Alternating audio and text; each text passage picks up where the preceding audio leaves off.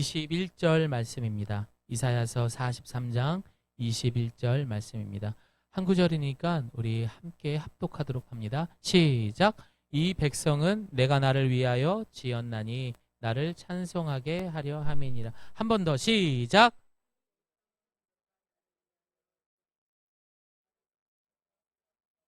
아멘. 여러분 한 주간 잘 지내셨습니까? 예, 한 주간 참 모두 다 아마 분주하고 참 바쁘게 지냈을 거라 생각이 듭니다. 자, 저를 따라해 보겠습니다. 오늘도 살아라. 예, 그렇습니다. 하나님께서는 오늘도 여러분에게 얘야, 오늘도 살아라. 이렇게 명령하셨습니다. 어제 제가 이 신촌에 있는 세브란스 장례식장에도 다녀왔습니다. 그런데 그 병원 앞에 뭐라고 적혀 있냐면요. 하늘 아래 가장 큰 선물은 바로 오늘이다. 많이 공감이 되시죠? 예. 한 치 앞도 내다볼 수 없는 연약한 우리 인생에 한 사람 한 사람을 사랑하셔서 명령하신 거야. 얘야, 오늘도 살아야 된다. 열심히 살아라. 기쁘게 살아라. 감사가 넘치도록 내가 너에게 준 모든 축복을 다 누리면서 행복한 하루가 되려. 여러분, 그렇게 우리는 명령을 받은 사람이라는 것을 꼭 기억하시고 매일 하루하루마다 승리할 수 있는 저와 여러분 되시기를 소망합니다. 자, 그렇다면 이 하루를 우리가 큰 선물로 받았습니다. 그렇다면 우리가 눈 뜨면 제일 먼저 해야 되는 게 뭡니까? 지긋지긋 이래야 될까요? 우리가 눈을 뜨면 제일 먼저 해야 되는 것은 바로 감사와 찬양의 말이 시작돼야 돼요. 하나님, 오늘도 눈뜨게 해주셔서 감사합니다. 하나님, 생명의 주님을 찬양합니다. 이 얼마나 멋있습니까? 매일같이 우리가 한우 소고기는 먹지 못할 망정 이렇게 아름다운 하나님을, 창조주를 찬양하고 감사의 고백을 한다면 아마 여러분의 삶은 그 누구보다도 참으로 질 높은 삶인 줄을 믿습니다. 그러나 우리는 여전히 그 오늘을 받은 것들에 대해서 너무나 당연하게 살아가는 사람들이 많습니다. 이것을 너무나 하찮게 살아가는 사람들이 많고 시간을 죽이는 사람들이 너무나 많다라는 것입니다. 여러분, 저를 한 번 더 따라해 보겠습니다. 갑자기. 그렇게 우리가 오늘을 선물을 받았는데요. 어느 날 우리에게 갑자기가 찾아옵니다. 갑자기라는 뜻은 생각할 겨를도 없이 빨리, 아주 빨리 사건이 벌어졌다라는 말에 갑자기라는 말을 씁니다. 여러분, 갑자기라는 말을 긍정적인 뜻에서 많이 사용할까요? 부정적으로 사용할까요? 그쵸? 야, 내가 갑자기 부자가 됐어. 야, 내가 갑자기 건강해졌어. 이렇게 말하진 않죠. 야, 갑자기 병에 걸렸다고? 야, 갑자기 떠난다고? 아니, 갑자기 왜? 무슨 일인데 도대체?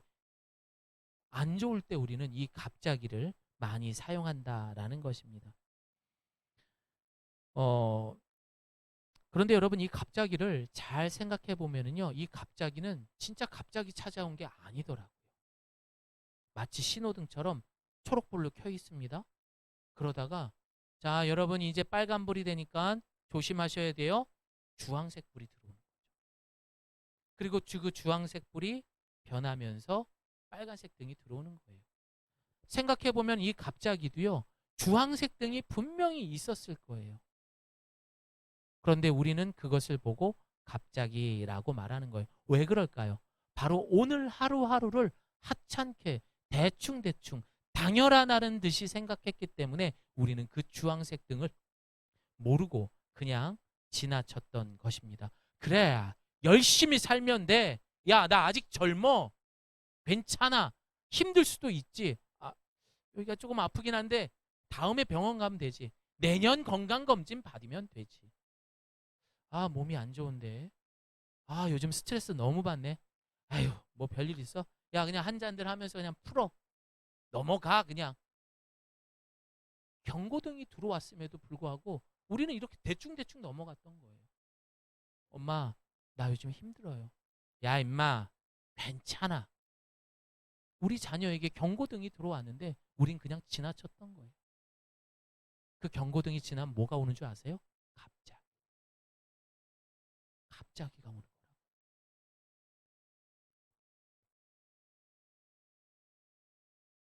결국 이 갑자기가 왜 왔느냐?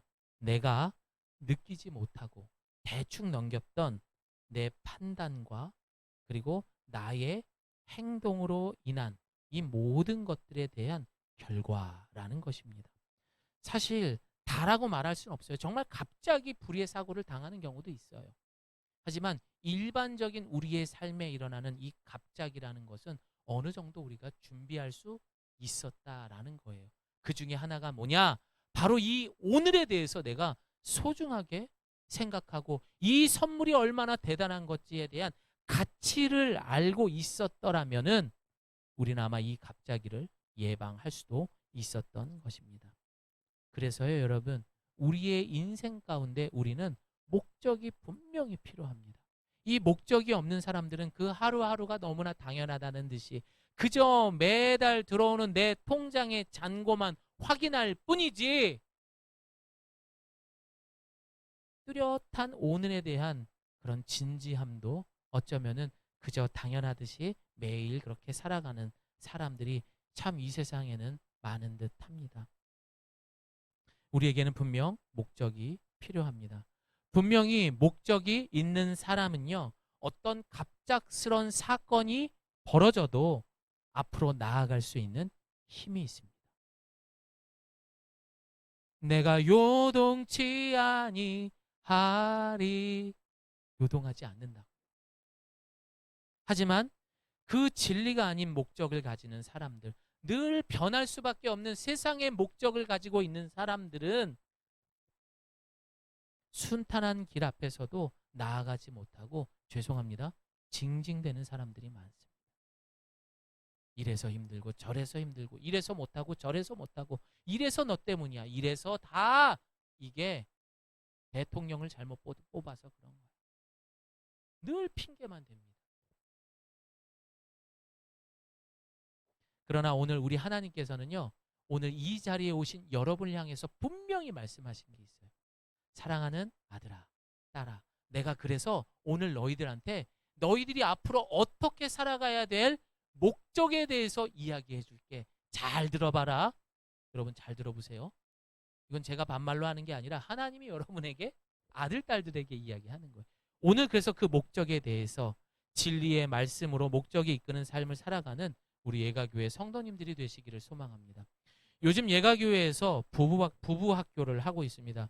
금요일 8시마다 지금 하고 있습니다. 지난주에는 우리 병길 형제가 지지난주에는 김잔디 집사님이 치킨과 햄버거를 쏘셨고 지난주에는 아주 그냥 피자를 배 터지게 먹었습니다. 안병길 형제와 우리 유혜림 자매가 사가지고 여기 오면은 먹을 게 많더라고요. 자, 그렇게 이제 결혼학교, 부부학교를 하고 있는데 앞으로 결혼할 분들 그리고 결혼을 하신 분들을 위해서 만든 자리이기도 합니다. 사실 이것을 하는 목적은 뭐냐면요. 많은 사람들이 결혼에 대해서, 가정에 대해서, 부부에 대해서 자신만이 가지고 있는 생각들이 있을 거예요. 그런데 정말로 여기에 모이신 분들을 다 보니까요. 어쩜 그렇게 다 달라요? 결혼이 뭐냐, 부부가 뭐냐, 목적이 뭐냐 그러니까 저는 뭐 제가 일을 하고 있다가도 당장이라도 집에 가서 안고 싶은 그런 아내를 만나고 싶습니다. 뭐 이렇게 말하는 사람도 있고 또 내가 원하는 스타일, 내가 좀 편할 수 있는 그런 사람, 뭐 여러 가지 자신의 생각들에 대해서 결혼에 대한 이야기들을 다 했습니다. 자, 그러나 우리가 첫째 주를 마치고 나서 결혼의 목적에 대한 개론을 배웠습니다. 여러분 결혼의 목적이 뭐죠? 이렇게 나왔단 말이에요. 결혼의 목적이 여러분 뭔 줄 아셨습니까? 그러나 성경을 곰곰이 보면 하나님의 계획대로라면은 결혼의 목적은 거룩입니다. 너무 짠 것 같아요. 우리. 결혼의 목적은 거룩입니다. 거룩이란 것에 대해서 우리는 과연 결혼을 어떻게 부부생활, 가정생활을 풀어갔던 거예요. 참 놀라운 것은 방금 말씀드렸던 것처럼 모두가 달랐던 것을 이제 하나로 연합하기 위해서 중요한 것은 뭐냐? 두 사람이 다른 삶을 살았다라는 거죠. 남자와 여자가 만났어요. 그런데 이 두 사람의 모습은 어떤 모습이었냐? 사진 한 장 보여주겠습니다. 지금 보시는 것처럼 부부의 시작은 부족한 남녀. 몇 점짜리입니까? 여자가 그래도 10점이 넘네요. 이렇게 시작하는 거예요. 완벽한 결혼이란, 완벽한 부부란 있을 수가 없는 것입니다. 자, 결혼은 이런 사람들이 하는 거예요. 부족한 사람들끼리 하는 거예요. 그러나 변하지 않는 진리의 목적이 없다면 결국 이들은 함께 살아도 30점, 40점짜리로 만난 사람들이 결국 그것도 못 지키고 20점, 10점, 빵점, 마이너스 하다가 결국 우리는 갑자기를 만나게 되는 거예요. 갑자기 헤어지고, 갑자기 다투게 되고. 그래서 많은 부분들이 그래요. 정말 많아요. 결혼을 했음에도 불구하고 제발 혼자 좀 어디 좀 여행 좀 가고 싶대요. 혼자서. 이해는 해요. 근데 저는 한 번도 그런 생각을 해본 적이 없어요. 어디 가면은 못 가겠어요. 미안해서. 같이 가서 같이 즐기고 싶지. 제가 잘한다라는 게 아니에요. 결혼에 대한 분명한 목적이 있으니까 그렇게 생각이 바뀌는 거예요. 하지만 아내가 따라다니는 걸 별로 안 좋아해요. 아니 웃자고 얘기한 건데 뭘 이렇게 심각하게. 어쨌든 목적이라는 것은 그만큼 중요하다라는 것입니다. 사랑하는 성도 여러분 잘 들어보십시오. 결혼의 목적은 거룩입니다. 거룩의 뜻은 제가 지배하는 세상을 따라가는 것이 아니라 하나님의 통치를 받는 것. 세상과는 분명한 다름이 있어야 된다는 거예요. 그 세상대로 쫓아갔다가는 갑자기가 찾아오는 거예요. 사랑하는 두 남녀가 이제는 만나게 됩니다. 그리고 서로의 마음을 확인하려고 해. 일단은 남자니까 내가 먼저 고백해보자. 야, 내가 이렇게 좋아하는데 저 사람도 나를 좋아하나? 나도 그 말을 너무 듣고 싶은데 하면서 밀당을 하죠. 확인이 됐어요. 그 다음은 뭐죠? 남자와 여자가 만나서 본능적으로 원하는 것은 육체입니다. 서로의 몸에 대해서 호기심을 갖게 되고 그것을 갖기를 원하는 것이 그게 일반적인 남자와 여자의 목적이라는 것입니다. 본질, 본능이라는 것입니다. 그러나 이 두 사람들이 이렇게 만나서 서로의 마음의 사랑에서 사랑에 빠지고 육체의 그런 호기심 때문에 빠져버리고 이렇게 해서 사랑은 서로 빠지는 게 아니라는 거예요. 사랑은 빠지는 것이 아니라 성경에서 말하는 것처럼 사랑은 뭐다? 건져내는 거. 건져내는 거. 마치 죄에 빠진 우리들을 예수 그리스도의 십자가의 사랑을 통해서 죄에서 건져낸 것처럼 30점짜리 40점짜리가 만나서 이 세상의 목적대로 자신이 만드는 그 맨날 변하는 걸 쫓아가는 그 사람들을 건져내는 거예요. 사랑은 건져내는 거예요.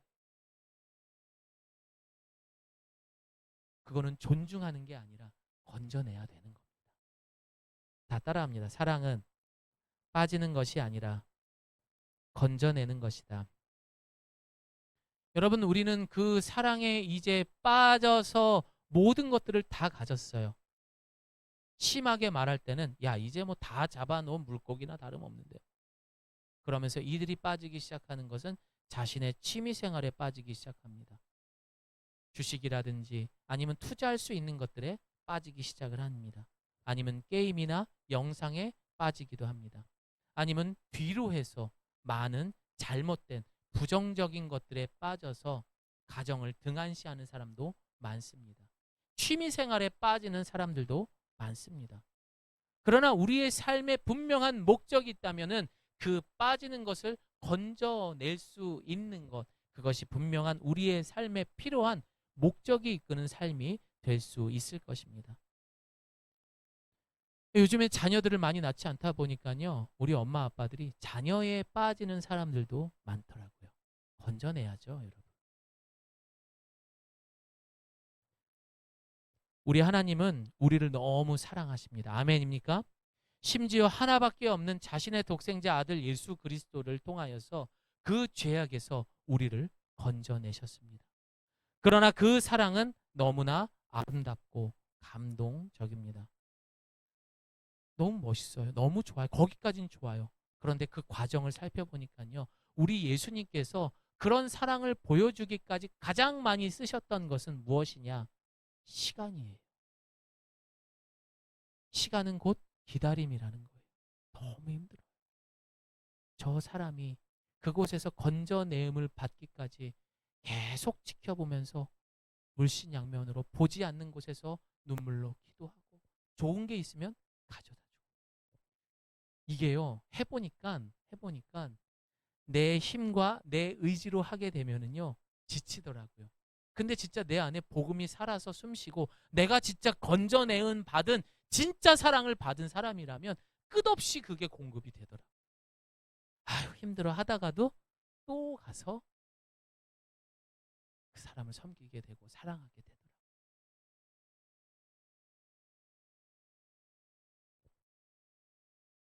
살면서 한 번 정도 자식들이 너무나 꼴보기 싫고 남편이 믿고 아내가 싫을 때 여러분의 신앙 먼저를 체크해 보셔야 돼요.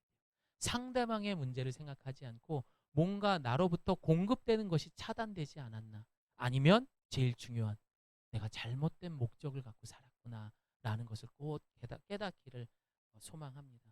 여러분, 우리 주님은 분명 부활로 우리의 사랑을 증명하셨습니다. 그 사랑으로 우리를 증명하셨고 우리를 죄에서 건져주신 하나님이고 그것을 믿으시기를 바랍니다. 우리의 자녀들이 그렇게 빠져 있는 것들에 대해서 방치하지 마십시오. 건져내셔야 돼요. 에이, 저러다 말겠지. 아니요. 분명한 목적을 세워주셔야 돼요. 그래서 우리 예가 스카우트 친구들은 오늘로부터 성경에 대해서 배우고 다음 주부터 창세기를 배우고 그 다음 주는 출애굽기를 배우고 성경 66권을 다 배울 거예요. 매주. 왜?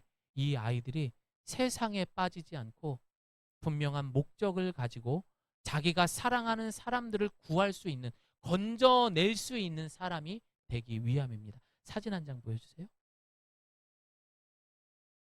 건져내는 사진 없나요? 그래요? 네. 이렇게 건져내는 거예요. 우리가 이렇게 건져내음을 받았다는 거예요. 저렇게 물에 빠진 사람들은 죽어요. 여러분, 어쩌면 우리는요, 이 육신은 숨을 쉬고 있지만 우리의 영혼은 이미 죽었는지도 몰라요. 왜? 세상의 목적을 갖고 있는 사람들은 정신 차리면 맨정신으로 못 살잖아요. 얼마나 힘든 세상에 살아가고 있습니까? 그러나 우리 주님께서는 그 십자가를 통하여서 우리를 건져주신 것입니다. 제가 아는 가정이 하나 있었습니다. 꽤 부러울 것이 없는 그런 가정이었습니다. 아이들도 공부를 잘 시켰어요. 명문대에 입학을 했습니다. 그리고 좋은 회사에 취직도 했습니다. 다 끝났죠. 그런데 이게 웬일입니까? 이 아이들이 알고 보니까 마약에 손을 댄 거예요. 먹고 살만하니까 자신들이 즐길 수 있는 것들에 대해서. 근데 요즘에 그렇게 마약이 너무나 손쉽게 구할 수 있대요. 대한민국도. 이제는 청정 지역이 아니래요. 근데 아무튼 그런 일이 벌어졌습니다. 결국 이 가정은 완전히 산산조각이 났습니다.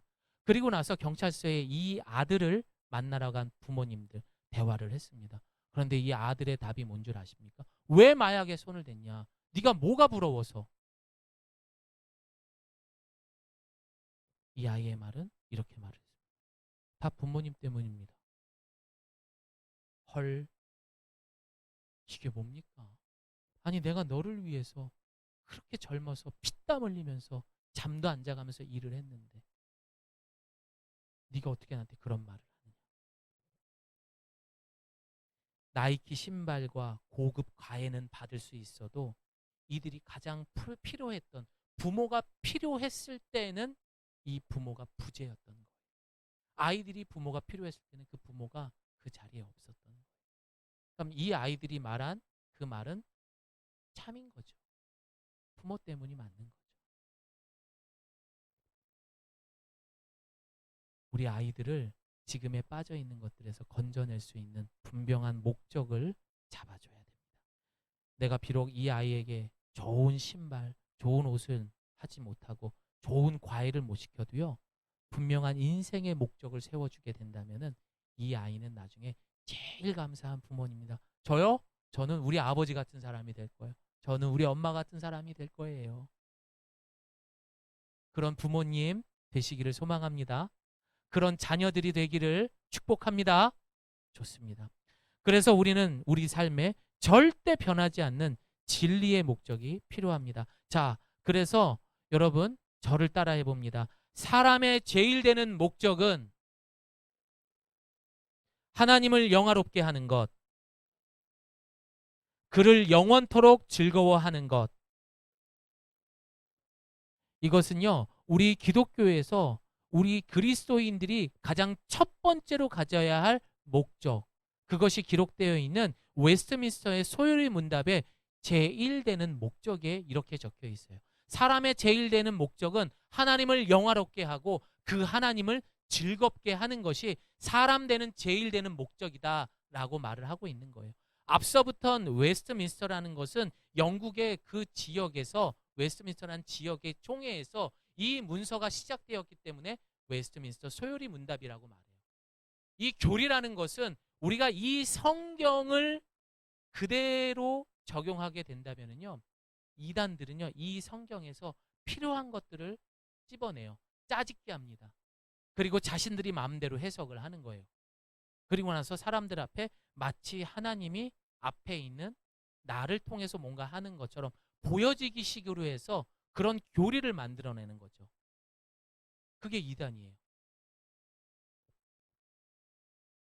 여호와의 증인이라든지 하나님의 교회라든지 뭐 신천지, 천부교, 외국 사람들 돌아다니죠. 몰몬교. 다 이런 사람들이 그 교리를 형편없이 자기들 마음대로 만들었기 때문에 이단이 된 거예요. 하지만 여러분 잘 생각해 보시기를 바랍니다. 하나님은 인간을 자기 형상대로 창조하셨습니다. 원래 인간은 원래 자기 중심보다는 하나님 중심으로 살도록 에덴 동산에서 창조된 거예요. 그래요, 안 그래요? 그럼 하나님의 통치를 받게 됐던 거예요. 그럼 거기에 아픔이 있었을까요? 배신하는 게 있었을까요? 슬픔이 있었을까요? 질병이 있었을까요? 사고가 있었을까요? 갑자기가 있었을까요? 없었어요. 하나님이 완벽한 그런 나라를 이루셨기 때문에. 하지만 아쉽게도 죄가 들어왔잖아요. 그 죄로 인해서 이 모든 것들이 다 깨져버린 것입니다. 그리고 그 인간들은 이 에덴 동산에서 쫓겨나게 된 것입니다. 여러분, 이 교리는요, 이 성경에 다 담겨져 있는, 어쩌면 우리가 건강한 신앙생활을 할 수 있는 뼈대와 같은 거예요. 그렇게 우리가 그 통치를 받으면 살아가게 된다면 우리는 누구를 바라보며 살아야 되는 거예요. 또한 예수님을 통해 죄에 빠져 죽어가는 우리를 건져주신 그 하나님이라면, 나의 생명의 은인이라면 우리는 제일 되는 목적을 어디다 둬야 돼요? 사람이 아니라 하나님을 영광을 위해 살아가고 하나님의 기쁨이 되는 삶을 살아가는 것이 바로 첫 번째 되는 교리가 되는 겁니다. 그래서 여러분들이 어디 가서 신앙 교회를 다니면서도 그 삶이 어쩌면은 제멋대로 자기중심적으로 살아가는 사람들이 있다면은 이 제일 되는 목적을 잃어버린 사람들이 그렇게 살아가는 거예요. 자, 다시 한번 따라해 보겠습니다. 사람의 제일 되는 목적은 하나님을 영화롭게 하고 그를 영원토록 즐겁게 하는 것. 그래서 여러분들이 살아가면서, 이건 아주 귀한 지혜입니다. 살아가면서 판단할 일이 있어요. 모든 것들이 살아가면서 제일 힘든 게 뭐예요? 내가 이걸 해야 될지 저걸 해야 될지 선택하는 순간이 아마 제일 힘들 거예요. 어제 비가 와서 우리 이 예배 끝난 다음에 야외에서 운동회를 하는데 이걸 해야 될지 말아야 될지 고민돼요, 안 돼요? 고민 많이 했을 거예요. 어제 선물 포장하고 막 준비하느라고. 나가야 되나 말아야 되나. 그러나 그때 여러분 이렇게 기도하면 돼요.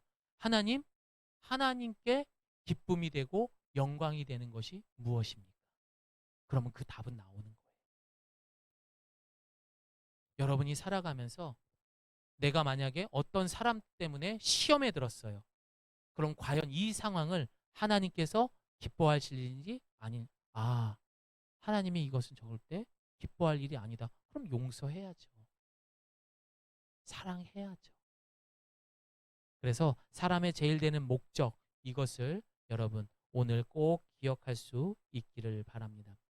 하나님은 죄에 빠진 우리를 위해 가장 큰 사랑, 예수님의 십자가 사건으로 우리를 건져주셨습니다. 그리고 그 내용이 성경 66권의 그 사랑의 중심인 예수 그리스도에 대한 이야기가 모두 기록되어 있는 거예요. 이런 사람이 등장할 거다. 그리고 이런 사람이 나와서 이렇게 살았다. 구약과 신약을 통해서 적혀 있는 거죠. 사실 교회를 나가지 않는 사람들에게 오늘 이 말씀처럼 이 백성은 내가 나를 위해 지었나니 나를 찬송하게 하려 함이니라. 무슨 소리 하는 거야. 받아들일 수가 없습니다. 신앙생활을 한다는 것이 쉽지는 않습니다. 사실 이 말을 인정하는 기독교인들조차도 늘 까먹고 하나님이 아닌 자신 스스로가 자기가 찬송받기를 원하는 그런 우리의 모습을 발견할 때가 많은 거예요. 그래서 필요한 게 돈이잖아요. 좋은 차도 타야 되고, 그게 안 되면 핸드폰이라도 바꿔야죠. 최신형으로. 그리고 그것을 위해서 살다 보니까 관계도 깨지게 됩니다. 그리고 건강도 잃어버리게 됩니다. 심지어 자기 목숨도 끊는 세상에 바로 이 죄가 다스리는 세상, 처음에 이야기했던 그 갑자기가 찾아온 거예요. 우리가 늘 주황색 등을 통하여 경고를 받았던 거죠. 하지만 우리들 그걸 무시해버리고 잘못된 목적으로 살아왔기 때문에 결국 우리는 그렇게 돼버린 것입니다. 우리가 우리 스스로를 위해 버티고 살아가는 것은 결국 매일매일 오늘을 선물로 받아도 감사보다는 두려움과 답답함으로 도망가고 싶은 마음만 가질 것입니다. 여러분 그렇게 살아갈 거예요. 만약 지금 내 마음이 그렇다면 우리 인생에 갑자기가 오기 전에 지금 주황색 불이 들어온 거예요. 진짜 이 지긋지긋하다. 내가 어디론가 도망가고 싶다. 내가 모든 것을 좀 포기하고 싶다. 그만두고 싶다라는 마음이 든 거는 갑자기가 오기 전에 주황색 등이 지금 들어온 거라고요. 이것은 나는 변하는 진리를 붙드는 목적 없는 삶. 여러분 한번 솔직해집시다. 솔직히 요즘 같은 세상에 열심히 안 사는 사람 어디 있어요? 다 열심히 살아요, 여러분. 열심히 안 살면 밥 못 먹는 세상이에요. 더군다나 이 대한민국이라는 작은 땅덩어리는요. 물가도 엄청 비싼데 열심히 안 살면 안 돼요. 근데 왜 나만 힘들다고 얘기할까요? 그건 내가 늘 불안한 목적을 붙들고 그것을 바라보고 살고 있기 때문이라는 것입니다. 여러분 오늘 본문의 배경이 되는 이사야서의 이사야는 기원전 8세기경에 활동했던 사람입니다. 이사야라는 뜻은 따라합니다. 여호와는 구원이시다. 예, 그래서 이 당시의 전체적인 배경을 보게 되면은 신아수르라는 나라가 등장을 하면서 이제 그가 강대국이에요. 막 모든 나라들을 다 점령하고 다녔던 거죠. 자, 그런 시기에 이제 그런 침략의 기운이 돌고 있었을 그때였습니다. 이 이사야서는 이제 1장서부터 39장까지는 구약에 대한 죄에 대한 심판 그리고 회개에 대해서 강조하고 있고요. 그리고 40장에서 66장까지는 그럼에도 불구하고 하나님께서는 소망과 용서, 회복 그리고 예수 그리스도에 대한 그런 암시 이런 것들을 이 나머지 장에 다 기록이 되어 있습니다. 이 당시에는 사실 북이스라엘과 남유다 똑같은 나라였지만 흩어져 버린 거죠. 그리고 도덕적으로나 모든 것들이 다 타락해 버렸습니다. 그런 시대였습니다. 그리고 나서 BC 745년경에 디글라필 에셀 3세라는 사람이 아수르의 왕으로 등극하면서 주변의 나라를 정복하기 시작합니다. 그리고 나서 결국 북이스라엘과 남유다는 뭐 서로 다른 나라들끼리 동맹도 맺고 살아보려고 노력을 했지만 게임도 안 됐죠. 결국 모두가 멸망하게 되고 포로로 끌려가게 된 거예요. 깜짝 놀랐어요. 저는 지금 제가. 예. 이사야 선지자는 먼저 하나님께 당신을 거역하고 불신하며 악을 행하는 자들을 반드시 심판하신다는 사실을 밝혀 이들이 신속히 회개를 통해 하나님께 돌아오기를 바랬던 것입니다. 그리고 죄악에 대한 심판에도 불구하고 하나님은 당신의 언약을 믿고 그의 말씀에 순종하는 경건한 남은 자들을 통해 당신의 언약을 반드시 이루어질 거라는 것을 깨닫게 일깨워주는 내용이 있는 것입니다. 그리고 앞으로 오실 메시아를 통해 이 세상을 궁극적으로 회복하는 그리고 영원한 축복을 줄 것에 대한 그러한 내용이 담겨져 있습니다. 이사야서는 성경의 축소판이라고 해요. 성경이 몇 권이라고 그랬죠? 66권이라고 그랬잖아요. 그런데 66장까지 있어요. 그리고 정말 그곳에 있는 모든 내용들이 말 그대로 이 모든 뭐 단순성과 복합성 뭐 이런 거를 뭐 교향곡, 이사야서는 교향곡이다 뭐 이렇게도 말을 해요. 그러나 그 교향곡에 결국 따지고 보면 그 본질은 뭐냐? 따라합니다. 하나님이 구원하신다. 그 내용인 거예요. 니들이 아무리 멸망을 하고 무슨 난리를 다 치고 해도 결국 하나님은 너희를 구원할 거야. 물에 빠져서 허덕허덕 대고 있어도 결국 너를 건져낼 거야. 그럼 우리가 살아가는 그 목적은 생명의 은혜를 위해 살아가는 것이 맞는 거죠. 다시 에덴으로 돌아가야 되는 것이죠. 자, 우리 같이 말씀 읽어봅니다. 이사야서 43장 1절 3절 시작. 야곱아 너를 창조하신 여호와께서 지금 말씀하시느니라. 이스라엘아 너를 지으신 이가 말씀하시느니라. 너는 두려워하지 말라. 내가 너를 구속하였고 내가 너를 지명하여 불렀나니 너는 내 것이라. 네가 물 가운데로 지날 때에 내가 너와 함께 할 것이라. 강을 건널 때에 물이 너를 침몰하지 못할 것이며 네가 불 가운데로 지날 때에 타지도 아니할 것이요 불꽃이 너를 사르지도 못하리니 대저 나는 여호와 내 하나님이요 이스라엘의 거룩한 이요 내 구원자임이라. 이 내용은 이 당시의 사람들을 잘 생각해 봅시다. 이들은 도덕도 없고 아무런 질서도 없이 자신들이 원하는 자신의 소견대로 살았어요. 그리고 결국 강자에게 멸망한 이스라엘 백성들이라는 거예요. 여러분들도 결국에는요, 죄송합니다. 강자가 원하는 삶에 쫓아가다 보면 결국 지칠 수밖에 없어요. 그걸 어떻게 버텨요?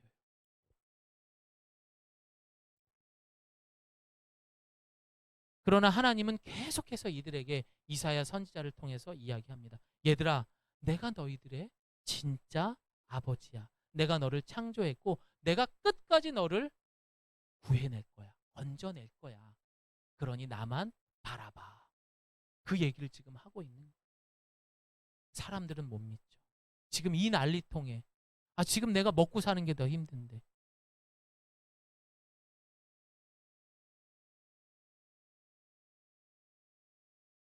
우리 43장 8절 말씀 있습니다. 시작. 눈이 있어도 보지 못하고 귀가 있어도 듣지 못하는 백성을 이끌어내라. 눈이 있어도 못 보는 거죠. 암만 얘기해도 못 듣는 사람들은 못 들어요. 결국 우리는 예수님처럼 그 사람을 기다려야 돼요.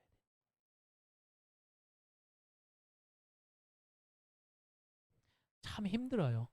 그래서 그 기다림이 너무 힘들었어요. 어느 날께서 예배당에 올라와서 기도를 했어요. 하나님, 참 전도하는 것도 힘들고 기다리는 게 너무 힘이 드네요. 그때 하나님께서 저에게 주셨던 마음은 얘야, 내가 그 사람을 60년을 기다렸다. 근데 너 2년도 못 기다려? 딱 그 얘기를 하시더라고요. 그걸 딱 듣는 순간 네, 하나님 더 기다려보겠습니다. 오늘날 한국교회는 위기라고 말합니다. 신학적으로나 도덕적으로 부패한 모습이 사실 너무나 팽배해 있습니다. 교회를 다녀도 다니는 사람 같지가 않아요. 왜? 이들의 신앙은 너무나 대단할지는 모르지만 그들의 삶은 엉망진창이거든요. 그들의 눈빛, 그들의 말, 행동, 가정의 그 속사정 깊숙이 들어가 보면 너무 구린내 나는 삶을 살고 있다라는 것입니다. 이것은 왜 그럴까요? 그 교회 안에서 계속 가르치는 게 뭔지 아세요? 여러분 예수 믿으십시오. 예수님을 영접하면요, 여러분의 죄가 용서받을 수 있어요. 그러면 여러분이 의인이 됩니다. 의의 옷을 입고 천국의 백성이 될 수가 있습니다. 다 같이 아멘합니다.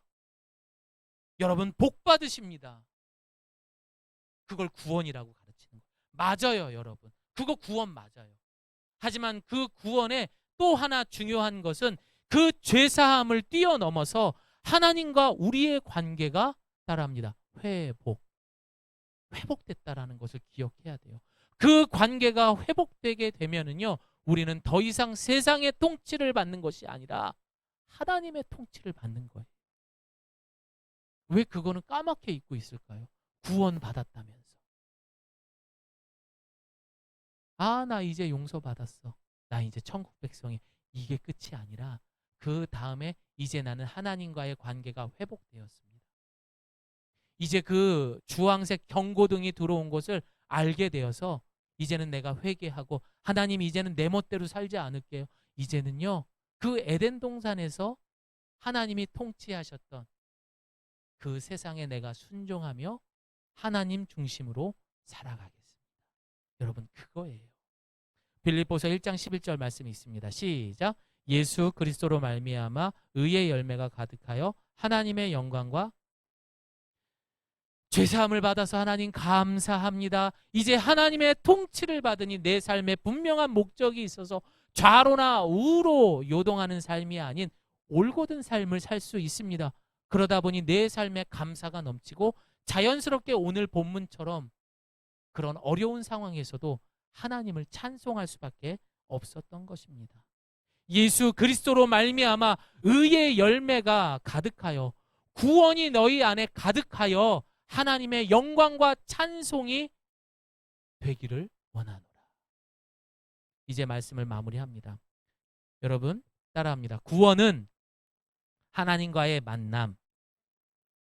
구원은 죄인이 하나님을 만나는 사건. 구원은 내가 아닌 하나님 중심적 삶. 구원은 세상에 빠진 내가 건져내음을 받은 사건. 여러분 구원받은 사람, 그 구원의 감격이 확실하다면은 여러분들은 분명 거룩의 삶. 그래서 우리는 그냥 구원이라고 말하면 안 돼요. 다 같이 따라해 봅니다. 큰 구원. 자, 이 큰 구원은 반복되는 것이 아니에요.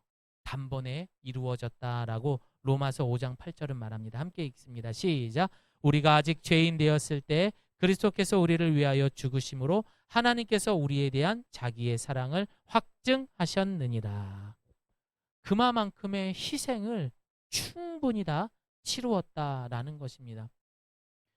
과거에는 양을 통해, 염소를 통해, 송아지의 피를 통해 이 모든 구원을 이루는 게 아니에요.